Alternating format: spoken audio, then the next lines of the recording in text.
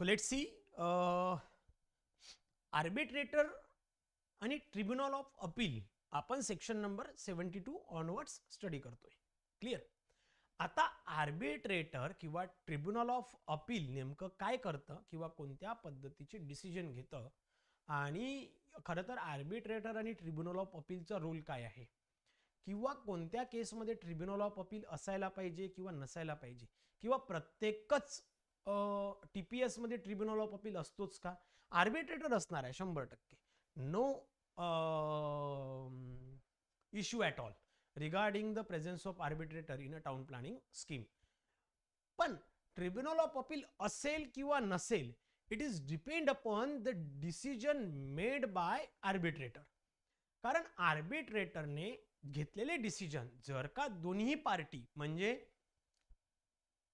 Land owners आणि authority दोघांनाही जर का मान्य असतील आणि कोणालाच काही प्रॉब्लेम नाही, त्या केसमध्ये ट्रिब्युनल ऑफ अपीलचा जेवढं काही पार्ट आहे तो इथनं स्किप केला जाईल किंवा ट्रिब्युनल ऑफ अपीलची इथे एंट्रीच होणार नाही. क्लिअर. आता आर्बिट्रेटरने घेतलेले सगळेच डिसिजन तुम्हाला मान्य करायचे असतात असं नाही आहे. पण असंही नाही की आर्बिट्रेटरचे सगळ्याच डिसिजनवर तुम्ही अपील करू शकता, तसंही नाही. म्हणजे त्यामधले जे काही डिसिजन सेक्शन नंबर 72 अंतर्गत सांगितले आहे, सेक्शन नंबर 72 मध्ये सब सेक्शन 6 मध्ये जे काही सांगितलेले आहे त्यामधले 3रा 6वा सोडून ओके तुम्ही बाकी सगळ्या गोष्टीवर हरकती नोंदवू शकता. पण 2 गोष्टी या सगळ्यांना बाइंडिंग असेल, तुम्हाला आणि प्लॅनिंग ऑथॉरिटीला, दोघांनाही ते मान्य करावं लागेल.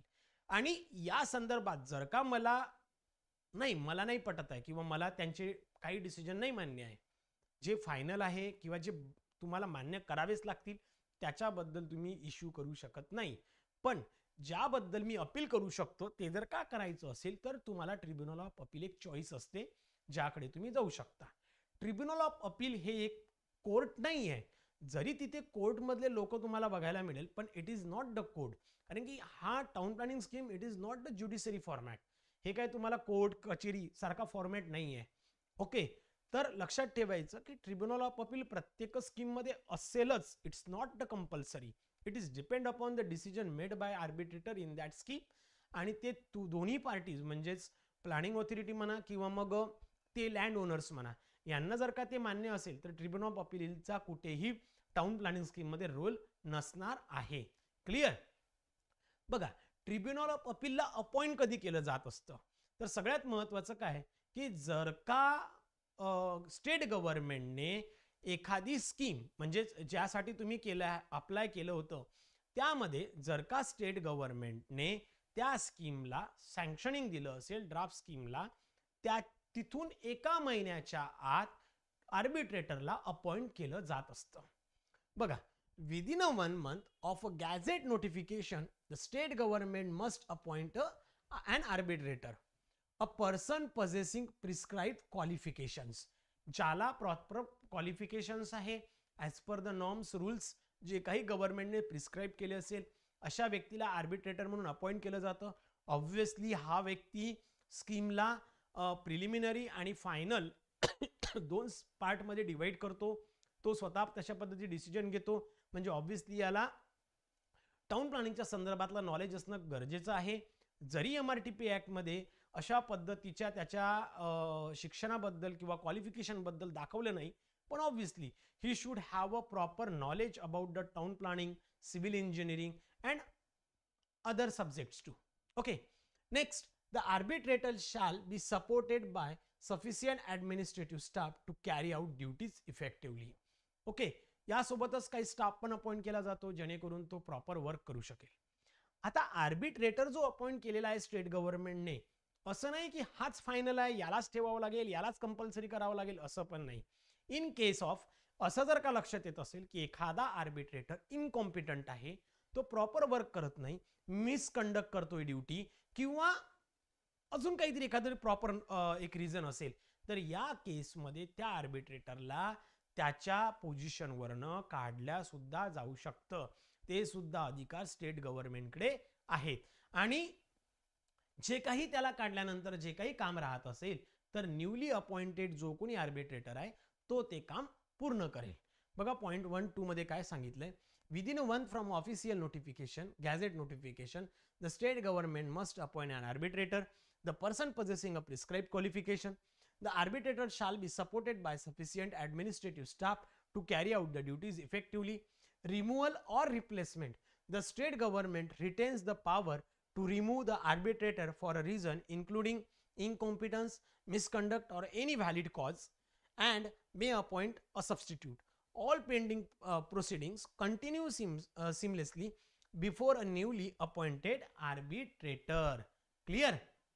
या केसमध्ये बघा सगळ्यात महत्वाचं काय, आर्बिट्रेटर आल्याबरोबर सगळ्यात महत्वाचं काम तो काय करतो, आर्बिट्रेटरला जसं अपॉइंट केलं जातं, आर्बिट्रेटर काय करतो, त्या स्कीमला दोन पार्ट मध्ये डिवाइड करतो. पहिलं म्हणजे तो प्रिलिमिनरी स्कीमला एका पार्ट मध्ये घेतो आणि दुसऱ्या पार्टला फायनल स्कीम मध्ये डिवाइड करतो. प्रिलिमिनरी पार्ट मध्ये काय येतं, तर प्रिलिमिनरी पार्ट मध्ये बघा जसं मी तुम्हाला सांगितलं, आर्बिट्रेटरला अपॉइंट केलं, ओके, तो काय करतो, to split the sanction draft scheme under the section 2(3) मध्ये प्रिलिमिनरी स्कीम मध्ये जो की प्लॅनिंग पार्ट आहे, म्हणजेच प्रिलिमिनरी मध्ये पूर्ण प्लॅनिंग प्रोसेस होत असते. क्लिअर? आणि एक आहे फायनल स्कीम, ज्यामध्ये पूर्ण फायनान्शियल पार्ट बघितला जातो स्कीमच्या संदर्भात. अशा दोन पार्ट मध्ये तो काय करतो, त्याला डिवाइड करतो. ओके, प्रिलिमिनरी स्कीम अपॉइंट केल्यापासून 9 महिन्याच्या आत, 9 मंथच्या आत व्हायला पाहिजे. ओके, आणि फायनल स्कीम ही 18 मंथच्या आत व्हायला पाहिजे. कधी अपॉइंट केल्यापासून, म्हणजे ऑब्व्हियसली 9 महिने जर याला गेले तर उरलेले तसे तर याला 9 महिने भेटतात, बरोबर आहे की नाही, फक्त 9 मंथ मिळतील. म्हणजे दोन्ही स्कीम त्याला 9 महिन्यात करणं गरजेचं आहे. बघा, ideally preliminary scheme to be prepared within 9 months of appointment, final scheme ideally within 18 months from the date of his appointment. म्हणजे अपॉइंटमेंट जर का 1 जानेवारी 2024 ला होत असेल तर ऑब्व्हियसली सप्टेंबर, बरोबर आहे, तर 30 सप्टेंबर पर्यंत त्याला प्रिलिमिनरी संपवायची आहे. इथनं त्याचं जॉईनिंग होतं किंवा त्याला अपॉइंट केलं होतं, बरोबर आहे. पहिल्या 9 मध्ये त्याला काय संपवायचं आहे, प्रिलिमिनरी. आणि ऑब्व्हियसली इथून 9 महिने पकडा किंवा इथून 18 महिने पकडा, शेवटी अर्थ एकच आहे, कारण की ऑलरेडी ते 9 महिने गेलेलेच आहे. या सर्व केसमध्ये प्लस 3 मंथ, मॅक्झिमम 3 मंथ त्याला एक्सटेन्शन दिलं जाऊ शकतं या दोन्ही केसमध्ये. म्हणजे 9 मंथ, इथे त्याने एखादा महिना जास्त केला आणि त्याला जर का वाटत असेल की इकडे तो 3, तर असं तो करू शकतो, ओके, ॲग्रिगेट बेसिसवर. पण त्याला 3 महिन्यापेक्षा जास्त एक्सटेन्शन मिळत नाही. 18 महिन्याच्या आत त्याला तशा पद्धतीने फायनल स्कीम रेडी करावी लागत असते. आता प्रिलिमिनरी स्कीम मध्ये नेमकं काम काय आहे बघा. प्रिलिमिनरी मध्ये काय, त्या पर्टिक्युलर स्कीमला डिफाईन करणे म्हणजे काय, लोकेशन, साईज आणि शेप मार्क करणे. डिमार्केशन मध्ये काय, डिमार्केशन, मेजरमेंट आणि एरिया यात येतं. म्हणजे त्या प्लॉटला प्रॉपर अरेंज करणं, नंबर ऑफ प्लॉट्स फॉर्म करणं, अशा पद्धतीने त्याला डिमार्केट केलं जातं. त्यानंतर तोच त्या प्रिलिमिनरी मध्ये काही गोष्टी डिसाईड करतो, जेणेकरून ओनरशिप डिसाईड करतो, टेन्युअर डिसाईड करतो, शेप डिसाईड करतो, डेव्हलपमेंट राईट्स डिसाईड करतो, आणि टाइम फ्रेम फॉर वर्क, म्हणजे एकदाची स्कीम लागू झाली तर किती टाइम पिरियडमध्ये हा प्लॅनिंग प्रोसेस कंप्लीट व्हायला पाहिजे, तशा पद्धतीचं टाइम फ्रेम ठरवण्याचा अधिकार आर्बिट्रेटरला दिला जातो in the case of preliminary scheme. आता फायनल मध्ये हा काय करणार व्यक्ती, फायनल मध्ये काय करतो, फायनल स्कीम मध्ये व्हॅल्युएशन आणि एस्टिमेशनचे जे पार्ट आहे, जसं की कॉम्पेन्सेशन डिफाईन करणं. तुम्हाला आठवत असेल आपण सुरुवातीला बघितलं होतं की कॉम्पेन्सेशन कोण डिफाईन करतं, तर आर्बिट्रेटर. इन्क्रीमेंट येत असेल, कॉन्ट्रीब्युशन येत असेल किंवा cost of total work, okay, ह्या सगळ्या गोष्टी त्याला फायनल स्कीम मध्ये डिसाईड करायच्या असतात regarding that particular town planning scheme.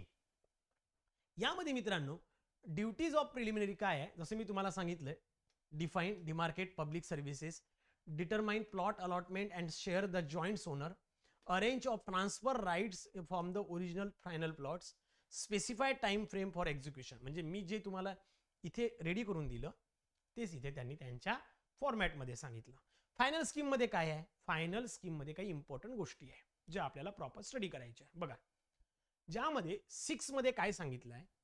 6 मध्ये अशी गोष्ट सांगितली आहे की पहिला पॉइंट आहे, estimate the amount of compensation payable under the section 66. तुम्हाला आठवतं सेक्शन 66 मध्ये काय आहे की ज्या वेळेला टाउन प्लॅनिंग स्कीम तयार केली जाते, एखाद्याचं जर का काम चालू व्हायचं किंवा आधीच एखादी बिल्डिंग असेल आणि ती जर का जाणार असेल तर त्याचं कॉम्पेन्सेशन कोण डिसाईड करेल? आर्बिट्रेटर. एखाद्याला परमिशन दिली होती काम करायला, त्यानं काम चालू केलं आणि 3 महिन्याने सांगितलं की काम थांबवा, त्याचं जे काही नुकसान झालं ते ठरवण्याचं, कॉम्पेन्सेशन ठरवण्याचा अधिकार कोणाला आहे? आर्बिट्रेटरला आहे. Okay, next. Second, calculate the proportion in which the increment in respect of the final plot included in the final scheme. बघा, आता इन्क्रीमेंट तुम्हाला सांगायची गरज आहे का रे? इन्क्रीमेंट कसं काढावं लागतं किंवा किती असायला पाहिजे? इन्क्रीमेंट कसं काढतं हे माहित आहे, पण किती पर्सेंटेज ठेवायचे आहे हे आपण पुढे पण बघणार आहोत. पण लक्षात ठेवायचे की इन्क्रीमेंट डिसाईड करण्याचा जो अधिकार आहे म्हणजेच काय? प्रपोर्शन किती प्रपोर्शन असायला पाहिजे, म्हणजे 50-50, मालकाला 60 ऑथॉरिटीला 40, मालकाला 70 ऑथॉरिटीला 30, हे जे काही प्रपोर्शन ठरवण्याचे अधिकार आहे, in which the increment respect of the final plots included in the final scheme shall be liable to contribution to the cost of scheme in accordance with the provision contained in section number 97 मध्ये आपण study करणार आहोत. Clear? त्यानंतर हा yellow colour का बरं आहे किंवा इथे पण एक येलो कलर मी टाकून ठेवलाय, हा का बरं आहे ते तुम्हाला मी पुढे सांगेल. So estimate the value of land. बघा, हे खूप प्रॉपरली लक्षात ठेवा बरं. Estimate the value and fix the difference between the values of original plot and the values of the final plot. Original प्लॉटची व्हॅल्यू काय राहील, फायनल प्लॉटची व्हॅल्यू काय राहील, कशासाठी? Increment net payable value calculate करण्यासाठी. बघा, खूप इम्पॉर्टंट आहे. थर्ड पॉइंट खूप इम्पॉर्टंट आहे. त्याला येलो करून ठेवण्यामागे पण काही रिझन आहे जे पुढे तुम्हाला समजेल. बघा, म्हणजे ओरिजिनल प्लॉटची व्हॅल्यू कोण ठरवणार? आर्बिट्रेटर. फायनल प्लॉटची व्हॅल्यू कोण ठरवणार आहे? Arbitrator. Including the final scheme accordance with the provisions contain in the clause of subsection section 97 मध्ये आपण बघणार आहोत. क्लिअर? पण हे खूप महत्वाचं आहे, लक्षात ठेवायचं. त्यानंतर estimate the compensation payable for the loss of area of the original plot in accordance with the provisions contained in the clause of F subsection 1 of section 97 in respect of any original plot which is wholly acquired under the scheme. Original प्लॉटच्या संदर्भात काय compensation द्यायचं जर का तो totally acquired केला गेला असेल, जर काही त्याचं नुकसान होत असेल तर त्या संदर्भात. पुढे काय म्हटलंय? Fifth, estimate the value of final plot included in the final scheme and increment. Estimate the value of final plot included in the final scheme and increment to acquire in respect of such a plots accordance with the provisions of section 98 मध्ये बघणार आहोत. Clear? आता पुन्हा ना हा एक point proper लक्षात घ्या. काय म्हणतात? Determine the amount to be deducted from or added. बघा, to as the case may be the contribution leviable from a person in accordance with the provision contained in section number 100. आपण तुम्हाला आठवत असेल, net payable amount decide करताना आपण काही value add केल्या होत्या, काही व्हॅल्यू डिडक्ट केल्या होत्या. कोण कोणाला देणार त्यासाठीची ही कंडिशन आहे. क्लिअर? पुढे सांगतो. The compensation to be paid to the owner of any property or rights injuriously affected by making of any town planning scheme in accordance with the provisions of contained section 102. हे काही एवढं important नाही. Determine whether the areas allotted or reserved for the public purposes or purposes of the planning authority are beneficial wholly or partially to the owners or resident within the area of the scheme. त्यानंतर estimate the proportion of sum of payable as a compensation of each plot used allotted or reserved for the public purposes or the purposes of the planning authority which is beneficial partially to the owners or resident within the areas of the scheme and partially to the general public which shall be included in the cost of the scheme. Determine the proportion of contribution to the levy. हे सगळं simple आहे. हे काय मी वाचत बसत नाही, हे as it is मी ॲक्ट मधनं कॉपी केलंय. हे ॲज इट इज मी ॲक्टमधनं कॉपी केलं. का बरं केलं? त्याच्यामागे एक रिझन पण आहे. ओके, कारण काय, हे सगळे टोटल 13 पॉईंट आहेत मित्रांनो. बघा, हे 13 पॉईंट आहेत. आपल्याला सेक्शन नंबर 6 फार महत्वाचं आहे. सेक्शन नंबर 6 मध्ये टोटल 13 आहे. 1 to 13 हे काय आहे? 13 points. These are the decisions. हे काय आहे? These are the decisions of arbitrator. लक्षात घ्या. These are the decisions of arbitrator regarding preliminary and final scheme. Not only about the final scheme. म्हणजे यामध्ये 6 मध्ये काय दिलाय? टोटल फायनान्शियल व्हॅल्युएशन आणि एस्टिमेशनचा पार्ट आहे. 6 मध्ये काय आहे? फक्त व्हॅल्युएशन आहे आणि एस्टिमेशनचा पार्ट आहे. क्लिअर? हे सगळे जे डिसिजन्स आहे हे कोण घेतं? आर्बिट्रेटर घेतं. आता हे 13 जे डिसिजन घेतले त्यामध्ये अख्खीच्या अख्खी स्कीम कव्हर झालेली आहे. या 13 डिसिजन मध्ये पूर्ण स्कीम कव्हर होणार आहे. पूर्ण स्कीम कव्हर होईल. पण यामध्ये काय आहे सगळ्यात महत्वाचं, की ठीक आहे बाबा रे, डिटरमाइन द अमाऊंट. की आता बघ, कॉम्पेन्सेशन तू किती देणार, किंवा या केसमध्ये की estimate the amount of compensation, जे की माझं एक घर चाललं, मी एखादी कन्स्ट्रक्ट केलेली बिल्डिंग चालली त्यामध्ये टाउन प्लॅनिंग स्कीममध्ये, त्याच्या बदल्यात कॉम्पेन्सेशन किती देणार, हे जर का तो डिसाईड करत असेल आणि त्याने जर का ते कमी केलं, जास्त केलं तर काय प्रॉब्लेमच नाही, कमी जर केलं तर मला प्रॉब्लेम होणार आहे. मग आर्बिट्रेटरने घेतलेलं डिसिजन मला मान्य राहील का? बिलकुल नाही. मी त्याच्या बदल्यात किंवा त्याला अपोज करून मला अपील करावं लागेल. पण या 13 मधले काही डिसिजन फायनल आहे जे तुम्हाला हो म्हणा, याचं काय झालं, हो म्हणा किंवा नाही म्हणा, तुम्हाला मान्य करावेच लागेल ॲट एनी कॉस्ट. ओके, ठीक आहे. काय झालंय काय माहित नाही, राहू द्या असं. सो लेट्स सी काय आहे ते. बघा, 72 चा लास्ट पॉइंट पाहू. Power to vary the draft scheme. बघा, ड्राफ्ट स्कीम जी की गव्हर्नमेंटने सँक्शन केलेली आहे त्याला चेंजेस करण्याचे अधिकार सुद्धा आर्बिट्रेटरला दिले आहे. जर का मायनर चेंजेस असतील, मायनर व्हेरिएशन्स असतील, तर ते आर्बिट्रेटर स्वतःच्या लेवलवर चेंज करू शकतो. पण जर का ते चेंजेस 20% किंवा 2 लाख रुपये, बघा मी काय सांगतोय, जर का ते चेंजेस 20% और 2 लाख रुपीज यापैकी जो कोणी मोठं असेल, विच एव्हर इज ग्रेटर,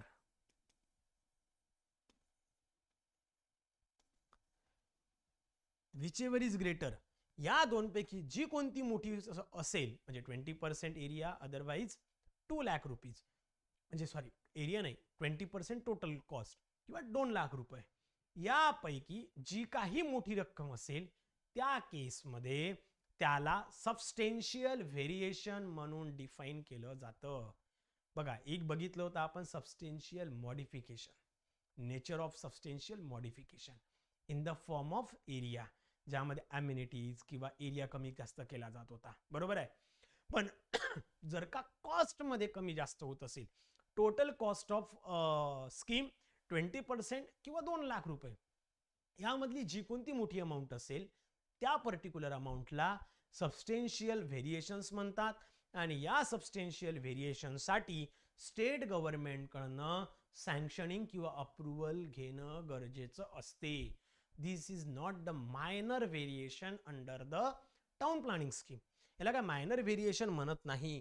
त्या अंतर्गत तुम्हाला काय करावं लागेल, तशा पद्धतीने जे काही चेंजेस असतील, मायनर असेल, आर्बिट्रेटर स्वतःच्या लेवलवर घेईल.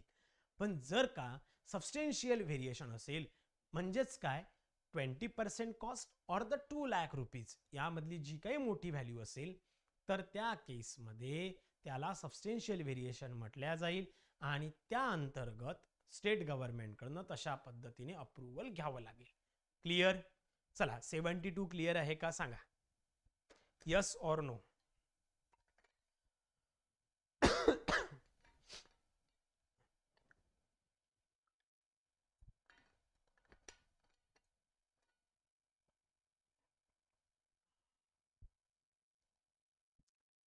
कॉम्पेन्सेशन स्टेट गव्हर्नमेंट कशाला देईल? प्लॅनिंग ऑथॉरिटी पे करेल. स्टेट गव्हर्नमेंट थोडीनाच आपल्याला त्यांच्या अंडरमध्ये टाउन प्लॅनिंग स्कीम करत आहे.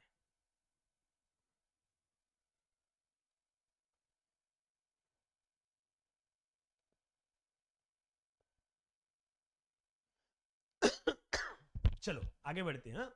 आता सगळ्यात महत्वाची गोष्ट आहे. कुठे गेलं? 72 झालं. 73. Certain decision of arbitrator to be final.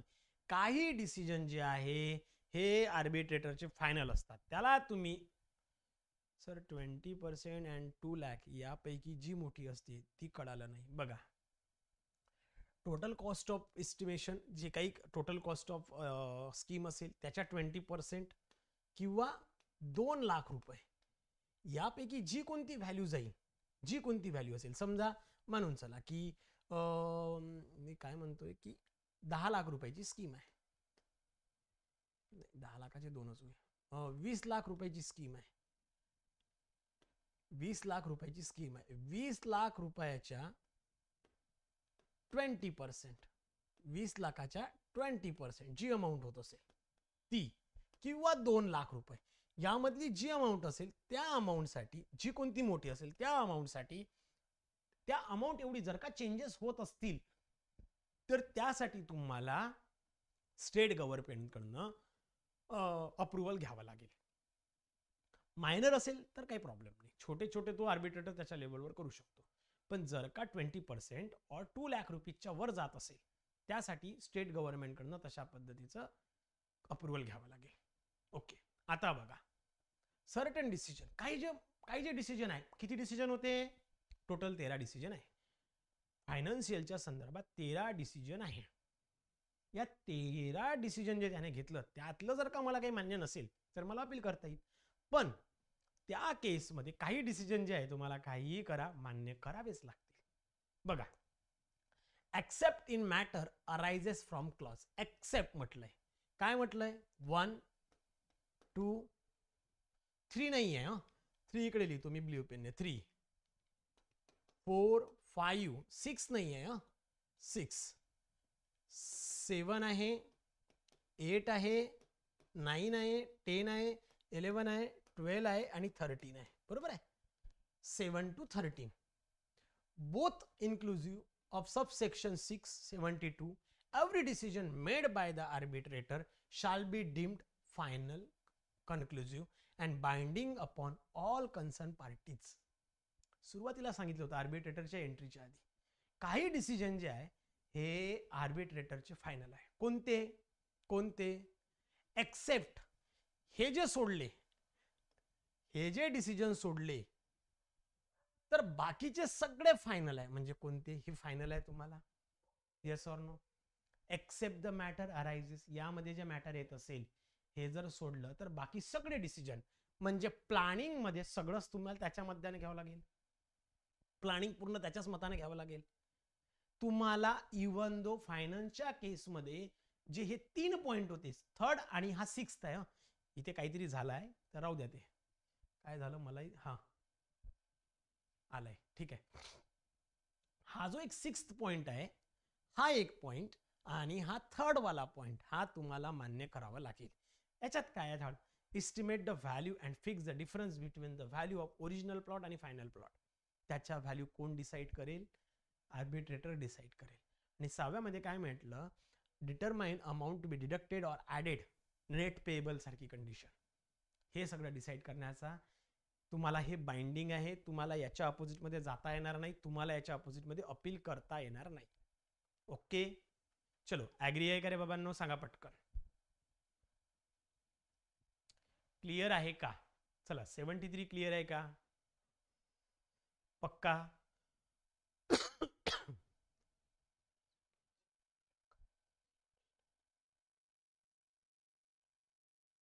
चुकीची व्हॅल्यू काढू शकत नाही, ती as per the annual statement rate असते, त्यामध्ये चुकीची व्हॅल्यू कशी काढणार तू?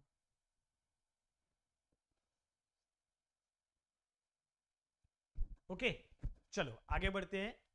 आता 74 मध्ये काय आहे? अपील आहे. कोण आहे? अपील आहे.